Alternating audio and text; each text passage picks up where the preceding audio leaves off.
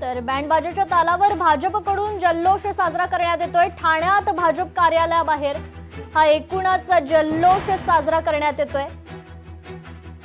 खरं तर पश्चिम बंगालमध्ये भाजपनं हे मोठं यश प्राप्त केल्याचं चित्र आहे आणि त्याचा जल्लोष ठाण्यात करण्यात येतोय। ठाण्यात भाजपचे कार्यकर्ते या ठिकाणी जल्लोष करताना पाहायला मिळतात। भारतीय जनसंघ याचे संस्थापक अध्यक्ष माननीय कैलासवासी डॉक्टर श्यामाप्रसाद मुखर्जी यांच्या पश्चिम बंगालमध्ये आज प्रथमच भारतीय जनता पार्टीला एवढं मोठं घवघवीत यश मिळालंय।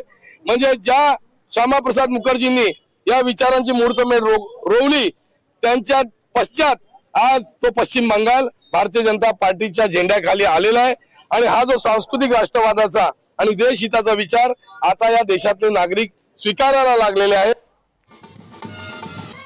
तर या ठिकाणी ठाण्यात भाजप कार्यकर्त्यांकडून हा जल्लोष साजरा करण्यात येतोय। ढोल ताशांच्या गजरात भाजपचे कार्यकर्ते जल्लोष करतात। लोकशाही मराठी ऐका, पहा, जागरूक रहा।